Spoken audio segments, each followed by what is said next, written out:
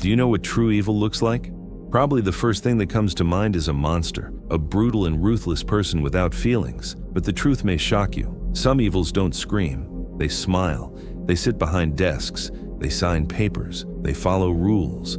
Not because they're heartless, but because they never dared to feel. And that's what Hannah Arendt feared most. Not violence, but normality, stripped of conscience. Maybe that's why your anger refuses to die. Because deep down, you still feel what the world trained itself to ignore. And in a world where silence greases the machinery of evil, rage might be the last form of resistance.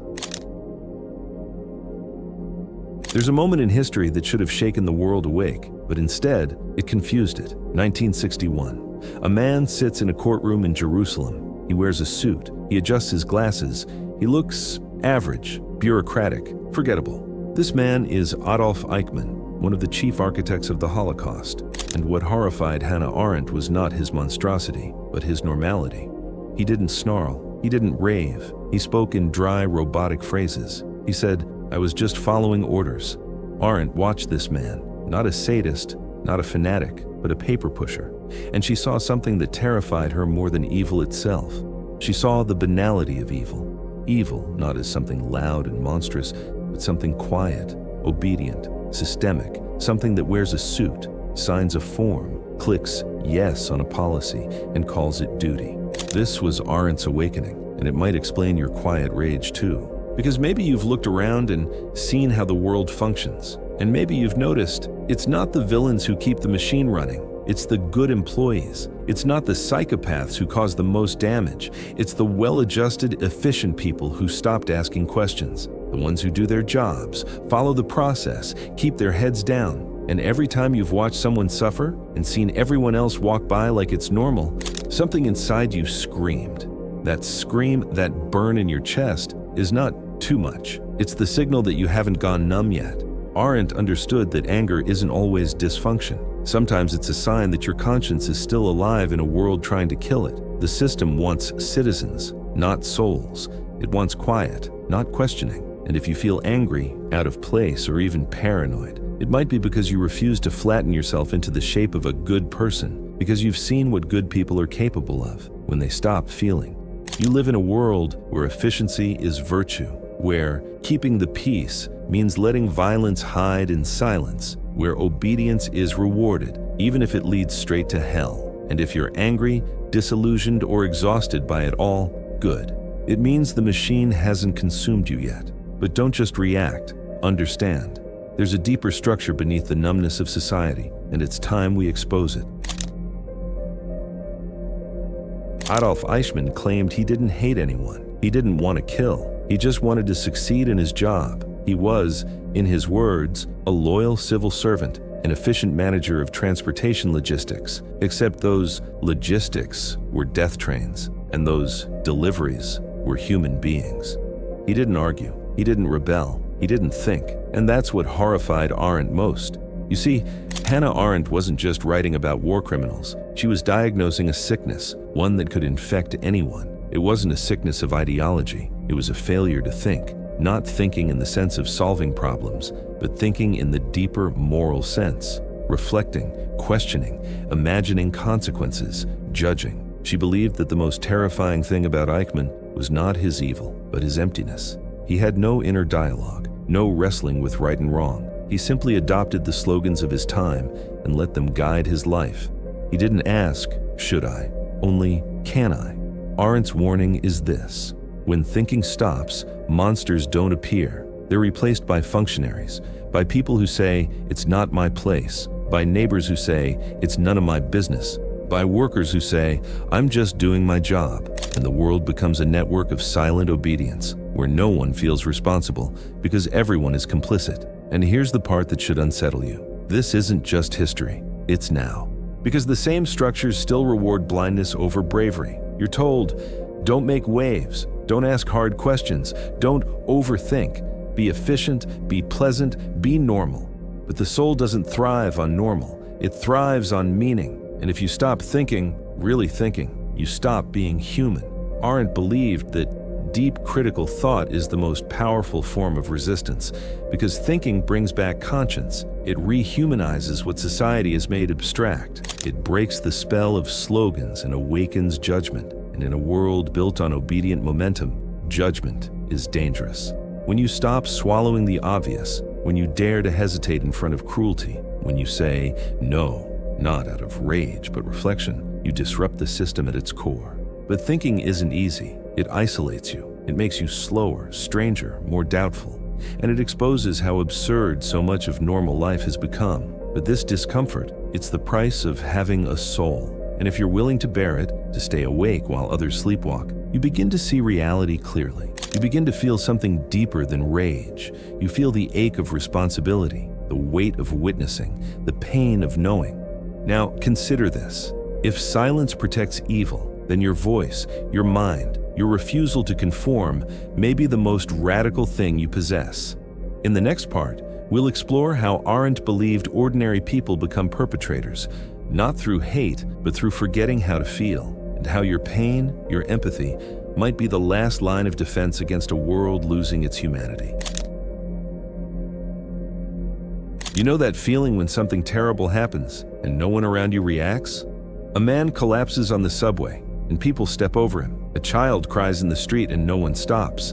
A video of violence goes viral and everyone just keeps scrolling. There's a word for this: moral anesthesia, the slow, silent deadening of our ability to care. And Arendt believed this is the true fuel of evil. Not hatred, not cruelty, but indifference. Eichmann didn't enjoy killing, but he stopped feeling that it mattered. That was more dangerous. Because when you enjoy cruelty, you can be stopped. You're visible. But when you don't feel anything at all, you blend in. You seem normal. You wear a suit. You speak politely. You smile at your co-workers. And behind all that, you sign death warrants. You erase names. You implement genocide. Arendt's most haunting insight wasn't just that Eichmann was banal. It was that banality can become a mask for horror. That in a system designed to reward numbness, the most well-behaved person can become the most useful tool of destruction. Because they don't question, they don't hesitate, they follow the flow of power like a leaf in the wind. But how does this numbness happen? Arendt thought it begins with detachment from reality. You stop seeing people as people. They become data, demographics, categories, illegal immigrant, collateral damage, unproductive citizen. The language becomes abstract and the soul follows. You lose your ability to feel their suffering because you've stopped seeing it. And slowly, you become a participant in a system that kills, not with rage, but with paperwork. In our world, this numbness is often disguised as progress, efficiency, productivity, objectivity. But Arendt warned, when society becomes obsessed with progress without ethics, the soul withers. We build faster systems, but forget who they're for. We automate decisions that once required conscience. We value comfort over confrontation, and in doing so, allow cruelty to slip by, unnoticed. And here's the tragedy. You might think you're broken because you feel too much, because you care when others shrug, because you cry when no one else does. But that ache, that rage, that unbearable empathy, it's not weakness. It's your last connection to the sacred. It means your soul is still alive, still fighting. Arendt didn't just call us to think. She called us to feel, to refuse the numbness, to stay pierced by what is wrong, to let our pain become fuel, not for destruction, but for truth. Because in a world of deadened hearts, your capacity to feel injustice is revolutionary.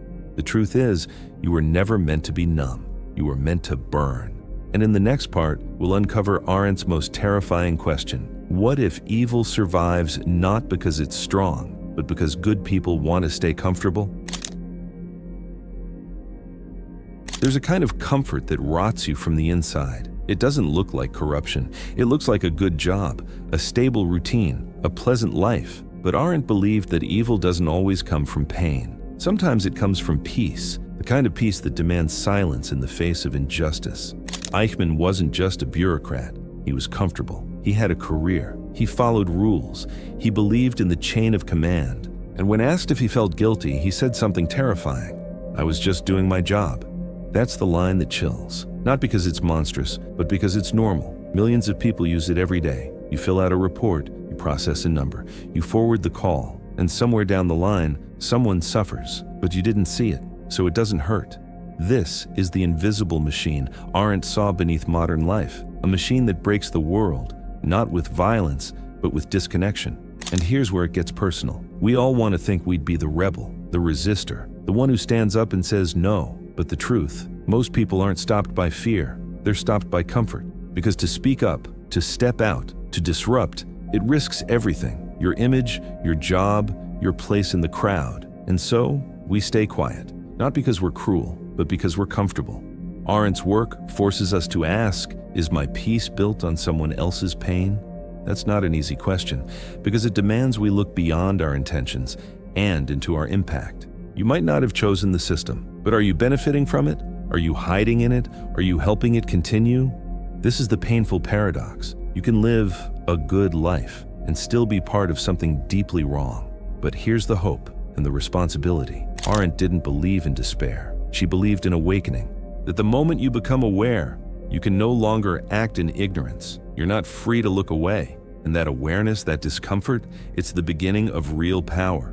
Because now you can choose to stop forwarding the chain of harm, to ask questions others are afraid to ask, to say no, not just loudly, but daily. You might not tear down the machine, but you can jam it, interrupt it, refuse to become another cog.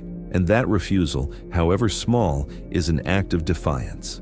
If your comfort requires blindness, it's not peace, it's complicity. And in the final part, we'll uncover the only path Arendt believed could save the soul from sleepwalking into evil. The painful power of thinking for yourself, no matter the cost. It doesn't sound like much. Thinking. It's not dramatic. It's not heroic. It doesn't make headlines. But for Hannah Arendt, it was the only thing that could save us. In a world where atrocities are committed by people who don't think, who refuse to think, Arendt's radical belief was this. The sad truth is that most evil is done by people who never make up their minds to be good or evil. Not monsters, not demons, not masterminds, just ordinary people who never stop to ask, what am I actually doing? And so Arendt placed her faith not in weapons or movements, but in something far more difficult. The solitary, excruciating act of independent thought. Real thinking isn't safe. It hurts. It threatens your comfort. It burns through illusions. And that's why so few people do it. Because when you truly think, you lose the luxury of innocence. You can't just say, I didn't know. You do know. And knowing demands action, even if it's small, even if it's invisible. Thinking compels you to take responsibility, and responsibility is heavy. Most people don't want to carry it, so they outsource their minds to slogans, to leaders, to algorithms, to whatever lets them sleep at night without questioning the dream. But Arendt saw through it. She called it the flight from thought, and she saw how it leads not just to mistakes, but to madness. Because when you silence your conscience long enough, you don't become peaceful, you become hollow. And that emptiness, that's where the worst things in history begin. Not in rage, but in apathy. Not in hatred, but in blind obedience. Here's the paradox. To remain human, you must become dangerous, not violent, not hateful, but intellectually dangerous, able to question, able to doubt, able to say, no, I will not participate, even when everyone else says yes, especially then. This kind of courage won't win you applause. In fact, it may cost you everything. People might mock you, alienate you, label you difficult, dramatic, paranoid. But Arendt believed something sacred lived in that refusal. She called it the space of appearance, a space where the individual becomes real, not as a function of society, but as a free being. And only by stepping into that space, only by thinking, choosing, and acting with full awareness, can you stop the tide of thoughtless evil that history keeps repeating. So what does this mean for you? It means the next time you feel that simmering anger, don't silence it. It may not be a flaw. It may be a signal that something in your soul knows this isn't right, that you are not meant to be asleep in a machine, that you are not meant to be silent in a world gone numb. You're meant to see. You're meant to feel. You're meant to think. And that, in this era of noise, obedience, and spectacle, is a radical act of defiance. Because maybe you're not angry for no reason. Maybe your anger is your mind fighting to stay awake. If this video stirred something in you, If you've ever felt the quiet shame of staying silent when you should have spoken, or the weight of watching injustice pass while you stood still, then you're not alone. Join others who are waking up, one truth at a time. Like the video, comment your thoughts, subscribe for more soul-deep insight into the ideas that help you stay human in an inhuman world. Until next time, keep shining, not to be seen, but to see.